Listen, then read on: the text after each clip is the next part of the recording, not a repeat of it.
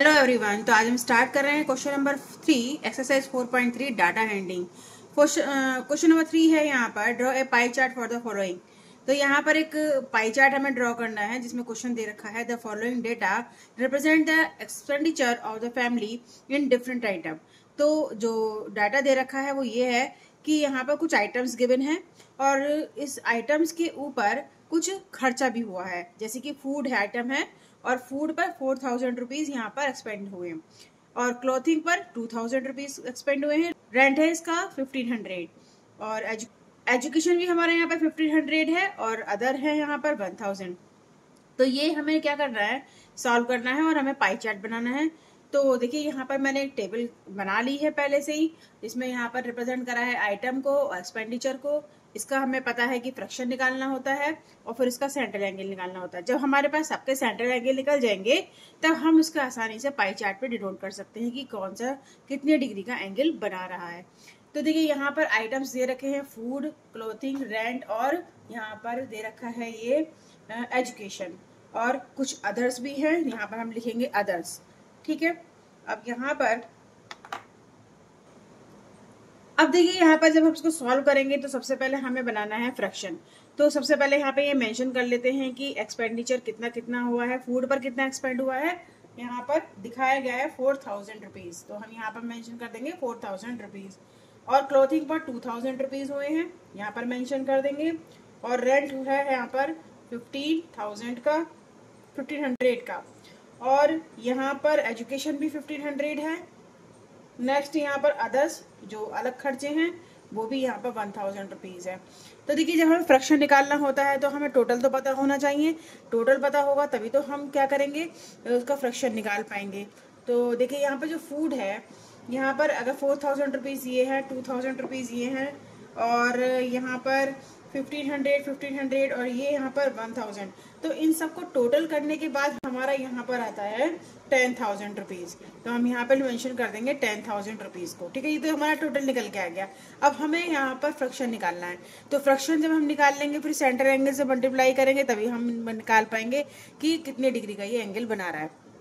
तो देखिए फ्रैक्शन कैसे निकालते हैं आप पहले क्वेश्चन में भी कर चुके हो, जाकर उन क्वेश्चंस को वॉच करना।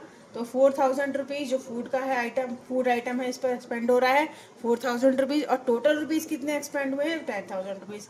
तो इस तरीके से हम निकालते हैं फ्रैक्शन। 10,000 रुपीज आ गए, 30 से ये 30 कैंसिल आउट हो गया, 2 से आप इसको काट सकते हो, 2 2 जा 4 और ये काट सकते हो 2 5 जा 10। तो यहाँ पर हमारा हो गया 2/5। नेक्स्ट यहाँ पर क्लोथिंग है, क्लोथिंग 2000 रुपीज यहाँ पर एक्सपेंड हुआ है तो 2000 रुपीज लिखेंगे और टोटल कितना एक्सपेंड हुआ है 10,000 रुपीज, यहाँ पर 10,000 रुपीज कर देंगे। 30 से ये 30 कैंसिल आउट हो गया, 2/5 आ गया तो 2 1 जा 2 और 2 5 जा 10, तो ये आ गया 1/5, ठीक है। अब रेंट कितना है 500 रुपीज।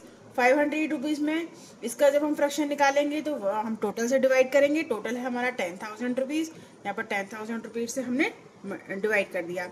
अब देखिए यहाँ पर कैंसिल करेंगे 30 से ये 30 नहीं है, यहाँ पर 20 है तो 20 से ये 20 कैंसिल आउट हो गए। 5 से आप इसको काट सकते हो, 5 3 जा 15 और ये 5 2 जा 10 और 0 3/20 यहाँ पर आ गया। अब कोई नंबर नहीं है ऐसा जो इन दोनों को यहाँ पर कैंसिल आउट कर दे। अब देखिए यहाँ पर नेक्स्ट क्या है, इसका भी हमें फ्रैक्शन निकालना है। एजुकेशन पर हो रहे हैं 1500 रुपीज, तो 1500 रुपीज का हम निकाल देंगे टोटल में से 10,000 रुपीज यहाँ पर डिवाइड करेंगे और 20 से ये 20 यहाँ पर कैंसिल आउट होते हैं। 5 से आप इसको काटोगे 5 3 15 और 5 से इसको काटोगे 5 2 10 और ये 0 3/20 यहाँ पर आ रहा है। कोई नंबर ऐसा नहीं है जो इन दोनों को काट सके। अब नेक्स्ट देखिए यहाँ पर जो अदर्स एक्सपेंड हो रहे हैं पैसे रुपीज वो 1000 रुपीज हो रहे हैं, तो इसका भी हमें फ्रैक्शन निकालना होगा। तो फ्रैक्शन निकालने के लिए हमें क्या करना होगा, जो एक्सपेंड हुआ है अदर्स पर उनका टोटल से हम डिवाइड करते हैं हमेशा। ये हम जो ऊपर करते चले आए वही काम हमें यहाँ करना है। 10,000 में ये 30 यहाँ इससे कट ऑफ हो गए तो ये होगा 1/10, तो यहाँ पर इसका आ रहा है 1/10, ठीक है। अब हमें क्या चाहिए, हमें चाहिए सेंट्रल एंगल, क्योंकि हमें सेंट्रल एंगल पर उसको पाई चार्ट पर हमें मेंशन करना है सेंट्रल एंगल के थ्रू। तो सेंट्रल एंगल जब हम निकालते हैं तो जो फ्रैक्शन निकल के आता है, ये हमारा फ्रैक्शन निकल के आया 2/5, इसको हम सेंट्रल एंगल से मल्टीप्लाई करते हैं। सेंट्रल एंगल होता है हमारा 360 डिग्री टोटल, ठीक है। तो यहाँ पर हम क्या करेंगे 2/5 यानी फ्रैक्शन की मल्टीप्लाई करेंगे 60 से। इसको यहाँ पे हम करेंगे सॉल्व, तो यहाँ पर कितने से कटेगा ये 5 6 30, 5 7 35, 7 टाइम्स गया और 5 2 10। और जब आप इसको मल्टीप्लाई करोगे तो ये आ जाएगा हमारा 2 2 4 और 2 7 14, 144 डिग्री यहाँ पर आ रहा है। ठीक है, अब नेक्स्ट देखिए यहाँ पर हमारा जो फ्रैक्शन है 1/5, इसको भी 360 से मल्टीप्लाई कर दो, क्योंकि हमें पता है, आपको पता है कि जो सर्किल होता है वो टोटल जो एंगल होता है उसका वो 360 डिग्री का बनाता है। तो टोटल एंगल में से कितना पार्ट 1/5 पार्ट हमें निकालना है, वो कितने एंगल का कितने डिग्री का बनेगा। तो 1/5 पार्ट हमने करा किसका, पूरे का, यानी 360 डिग्री का। तो हमने इसको सॉल्व करा, तो यहाँ पर कटेगा हमारा 5 7 35 और 5 2 10, 72 डिग्री आ रहा है। तो यहाँ पर हो गया हमारा 72 डिग्री का एंगल। नेक्स्ट है हमारा 3/10, एक फ्रैक्शन है, इसका भी हमें क्या करना है, कितना पार्ट, ये पूरे में से कितना पार्ट होगा, पूरा कितने डिग्री का एंगल बना रहा है, 360 डिग्री का।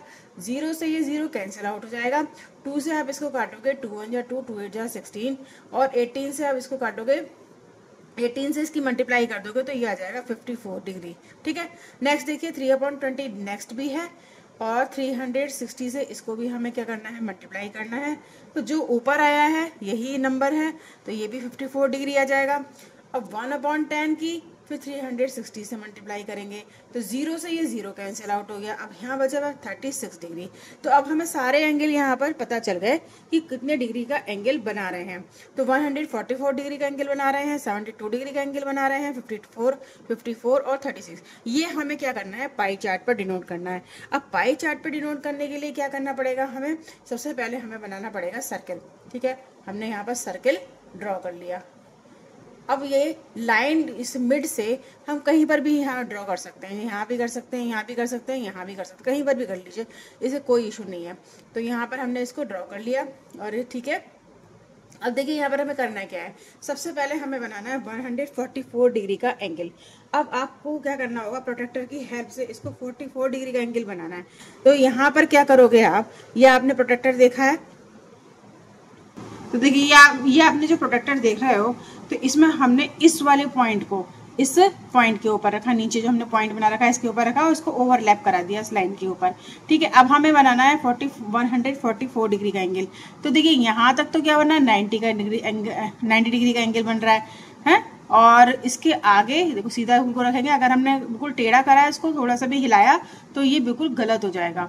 ठीक है, अब देखिए यहाँ पर ये 140 डिग्री यहाँ पर मेंशन हो रहा है, हमें बनाना है 144। तो यहाँ पर बीच में जो आता है ये 100, जो बड़ी लाइन आपको दिख रही है 145 डिग्री का एंगल बना रही है। ये इससे 1 पॉइंट पीछे चले जाइए आप, तो वो हो जाएगा हमारा 144। तो यहाँ पर आप डॉट बना सकते हो, और यहाँ पर इसको इस पॉइंट से यहाँ पर ज्वाइन कर लीजिए, लेकिन हमें बनाना है सर्किल के अंदर ही, बाहर नहीं निकालना इस लाइन को। तो ये हमने अंदर अंदर ड्रॉ कर लिया। ये हो गया हमारा 144 डिग्री का एंगल। और ये किसको रिप्रेजेंट कर रहा है, कौन से आइटम को रिप्रेजेंट कर रहा है, ये कर रहा है हमारा फूड को। तो यहाँ पर हम लिख सकते हैं फूड। ठीक है, तो ये हमारा पाई चार्ट पर इतने डिग्री का एंगल यहाँ पर डिनोट हो गया। अब हमें क्लोथिंग का करना है। क्लोथिंग का हम जानते हैं कि कितना डिग्री का एंगल बनाया था, 72 डिग्री का। तो अब 72 डिग्री का जब एंगल बनाएंगे तो इस लाइन को अब हम कर देंगे बेस लाइन। ठीक है, अब जब बेस लाइन करेंगे तो इसके ऊपर हमें रखना पड़ेगा प्रोटेक्टर अपना, और इस पॉइंट को लेके चलेंगे। देखो इस पॉइंट के ऊपर पॉइंट रखेंगे और लाइन को ओवरलैप कर देंगे। ठीक है, अब यहाँ पर हमें 72 डिग्री का बनाना है। तो आप देख रहे हो यहाँ पर कि 40 एरा, 50 एरा, 60 एरा, 70 एरा, और 2 पॉइंट्स और आगे बढ़ जाइए थोड़ा सा, तो यहाँ लगभग आ रहा है। तो ये हो जाएगा हमारा 72 डिग्री का, और हमें बनाना है सर्किल के अंदर इसको। तो यहाँ पर इसको सर्किल के अंदर हमने इसकी लाइन ड्रॉ कर ली, और ये बन गया हमारा 72 डिग्री का एंगल। और जो 72 डिग्री का एंगल रिप्रेजेंट कर रहा है वो क्लॉथ को कर रहा है। तो यहाँ पर हम लिख देंगे क्लॉथिंग, CLOTHING, क्लॉथिंग कर देंगे। ठीक है, अब देखिए यहाँ पर हमारा नेक्स्ट क्या है, रेंट। रेंट है हमारा 54 डिग्री का एंगल।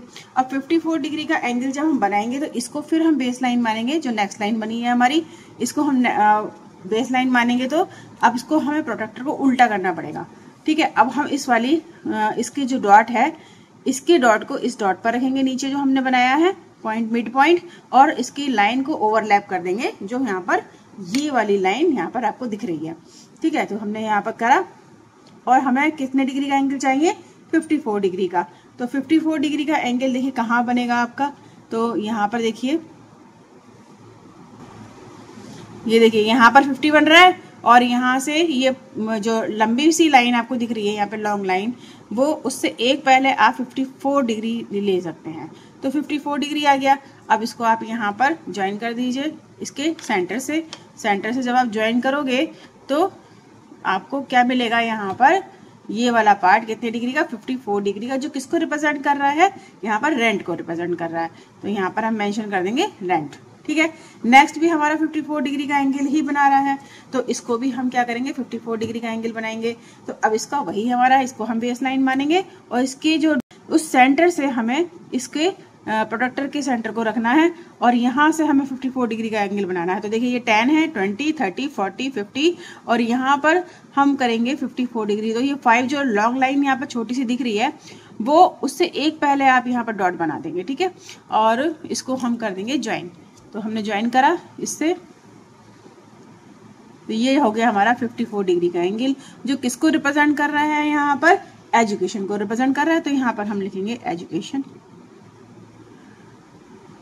ठीक है, अब नेक्स्ट हमारा है 36 डिग्री। तो इसको हमें अगर हम यहाँ पर इसको मेजर करेंगे तो 36 डिग्री का ही एंगल बन के आएगा। देखो आप मेजर कर सकते हो। तो बेस लाइन आपको इसको मानना पड़ेगा और जब बेस लाइन इसको मानोगे तो इस तरीके से आप रखोगे और 36 डिग्री का आप यहाँ पर देख रहे हो कि बन रहा है कि नहीं बन रहा है। तो देखो ये 30 है और यहाँ पे 35 है, ये 36 है। तो एग्जैक्ट ये 36 डिग्री का ही एंगल यहाँ पर आपको शो कर रहा है। ठीक है, तो यहाँ पर आपको कोई बनाने की जरूरत नहीं है, यहाँ पर आप लिख सकते हो 36 डिग्री।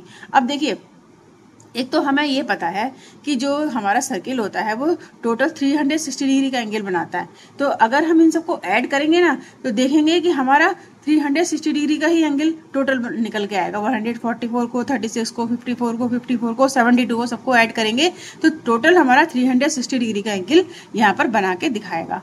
यही हमारा आना भी चाहिए।